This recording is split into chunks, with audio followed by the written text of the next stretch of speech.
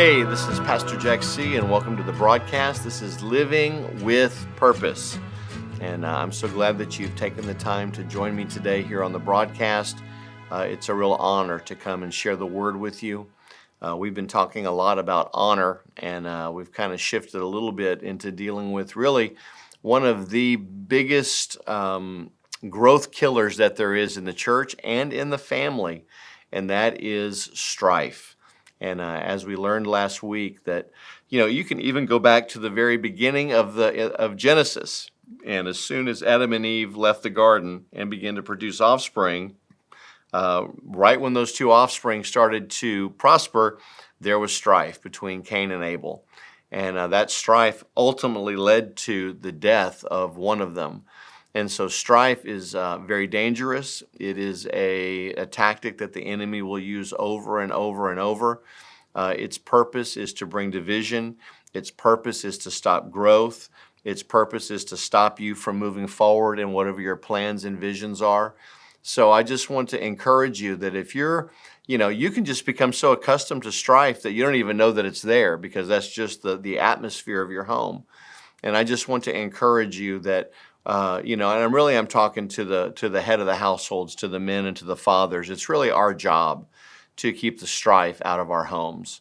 And the number one way we can do that is making sure that there's no strife between my spouse and myself, and then also making sure that we don't allow strife between our children and our siblings and those types of things. And strife can come in. I mean, there's numerous ways that it will try and come in.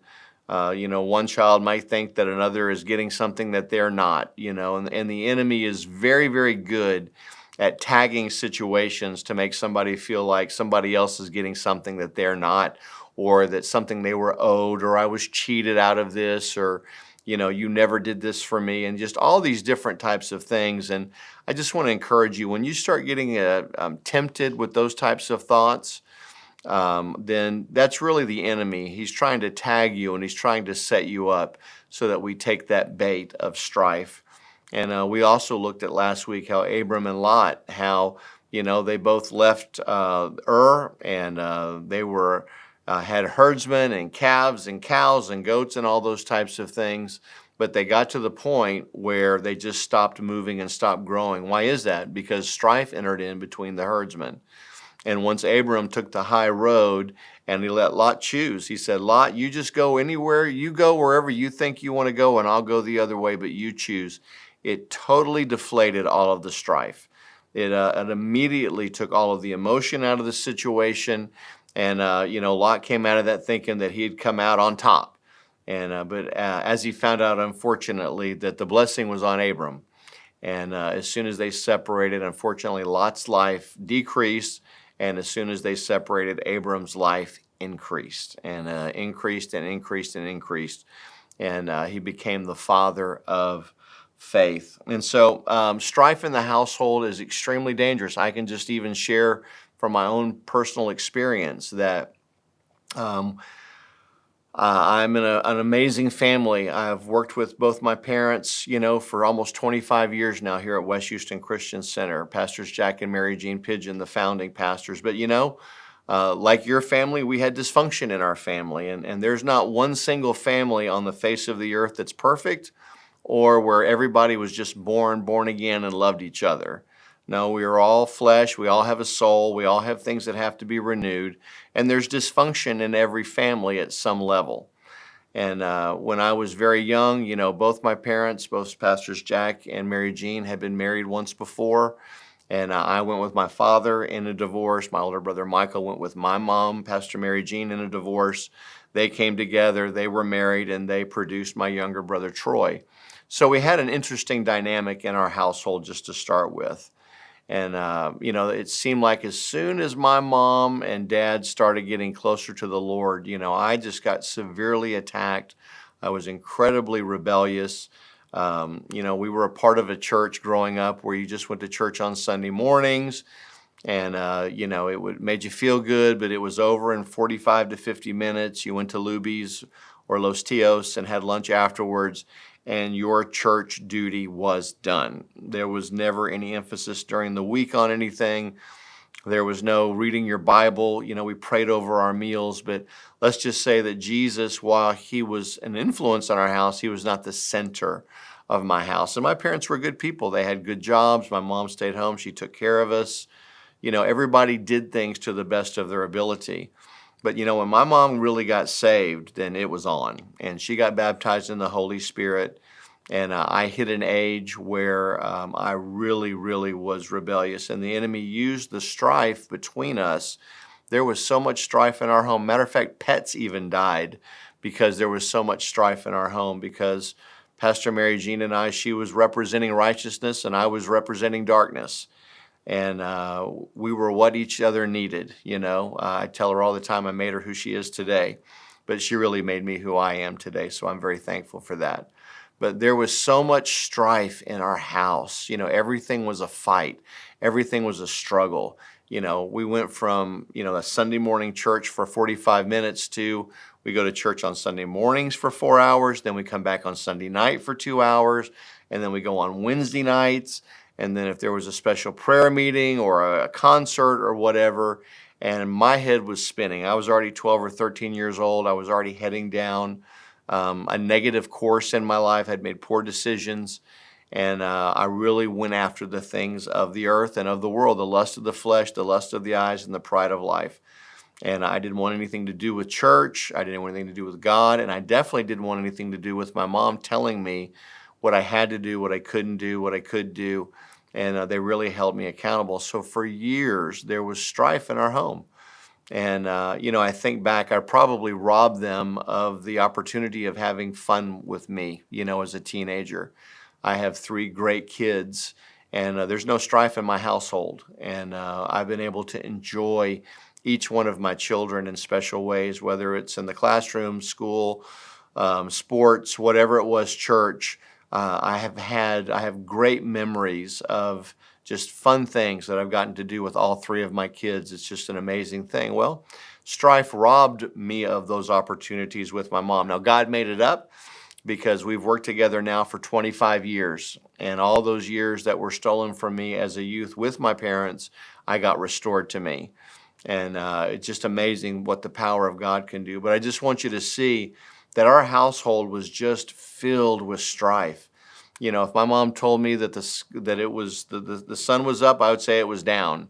We just looked for, there was just any opportunity for us to get, and we never hit each other but there were definitely heated words. There was groundings, there were cryings, there were, just not, I wasn't fun. When I came home from school, I'm sure that my mom, had to batten down the hatches and gear up because it was on.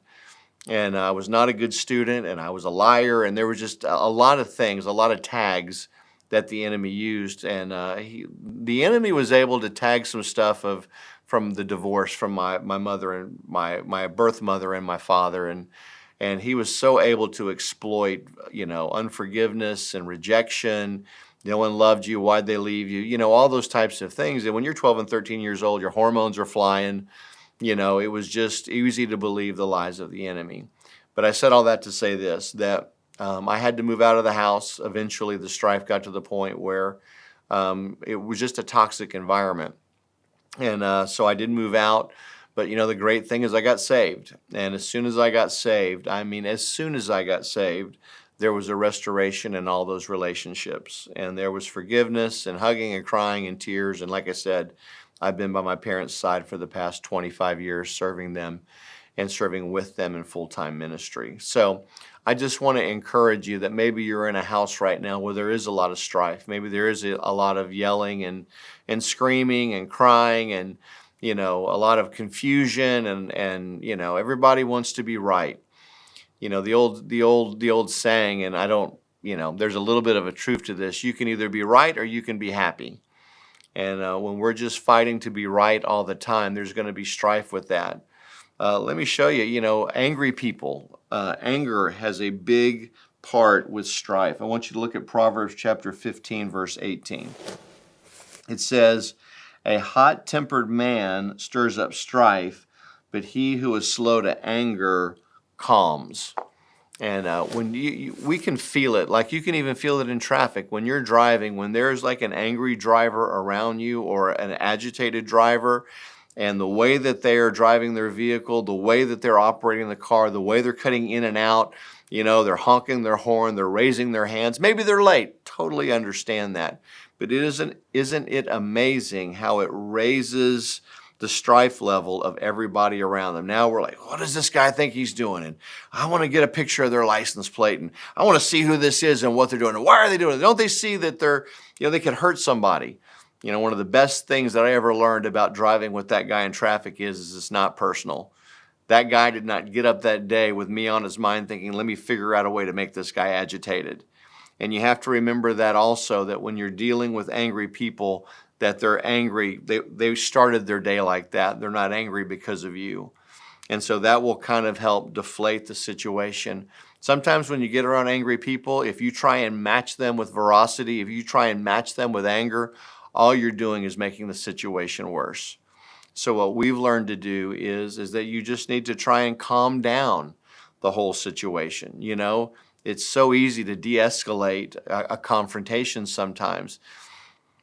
Side note, in my gym, I've been, the same gym for almost 30 plus years, and there's different groups of guys and kids, and I'd been there long enough, and I was in my partying days, and you'd have a group that came back from the gym on a Monday morning, and they'd tell you about, man, we went to this party and to this club, and the other group would come back and say, man, I met this girl, and all this happened. But I remember there was a group of guys, and it's the only time I'd ever seen a group of guys that was like this, but they just like to go out and fight. And so when they would come in on a Monday, all they would talk about was, yeah, I got into this fight and I got into that fight and I beat this guy up and I beat that guy up. They were angry. I don't think they even knew what they were angry about, but that anger was so pronounced in them that it became their pastime and it became their hobby. That strife, living in that strife. There was something intoxicating about that strife. Let me say this about strife too. You can get strife into a family. You can get so much strife and so much offense and so much bitterness and so much contention that you can forget what the strife was even about and just have the strife. How many times have you had people that were upset with each other and they don't even remember what the initial thing is that set this thing in motion? Because you just get so, I bet if you went back to the Hatfields and the McCoys, you couldn't trace it back to one thing that caused those two families to feud. It was you start just dealing with the strife. You start getting used to that strife and that atmosphere that you forget what the strife was even about. And so I do want to say this, that when you're dealing with anger or with angry people, it's very, very important not to try and match them with anger. Anger versus anger doesn't fix anything. I love this great word that, let's see. This is one of my favorite verses, and it talks about how a soft answer will turn away wrath. Proverbs 15:1. It says, a soft word turns away wrath, but a harsh word stirs up anger. I have found in my household that if and my wife has done this with me also, that if I'm angry about something, if the other person just gets angry, then we're just going to be angry. But how many times when you defuse a situation and you have a soft word and you're like, man, I understand that. Wow, I'm really sorry that happened to you. How can I help you with that? Is it something that I did? Honey, I don't know that I did it, but you know what? I take full responsibility for it. How can I help you with it? Man, you talk about de-escalating a situation. When you do not respond in kind, see what the devil wants is he wants that person to attack you and then you to attack the other, and then you get into the whole screaming, yelling, I never loved you, I hate you, I want a divorce, blah, blah, blah. When those things start to happen in the house, just Satan is setting up his choir, because that's praise and worship to the devil when you get that kind of strife in your household. So a soft answer will turn away wrath. And sometimes even if you're not sure, even if you don't even agree with the person, that's okay. On TV you'll see people that for whatever reason want to argue with the policeman. I pulled you over, you did this. Well, no, you didn't. Yes, I did. No, you didn't. Yes, I did. I want to get out of the car. I'm not going to get out of the car. When you escalate a situation with a policeman, you're going to get to the point where he's going to pull you out by the hair and handcuff you, whether you're right or wrong. So even if you're driving and you did nothing wrong, if the policeman stops you, de-escalate it.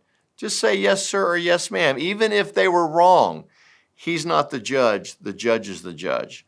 But we get so upset because we get so offended or we get so disrespected that we just couldn't think the thought that somebody would do something, that's how dare you, speak to me that way. Anyway, I just want to encourage you that we have to deal with strife and we have to get it out of our life. It is toxic, it is agitating, it will age you, it'll stop your growth, and it'll stop you from moving forward. This is Pastor Jack C. Love you. Hope to see you at West Houston Christian Center soon. Jesus is Lord.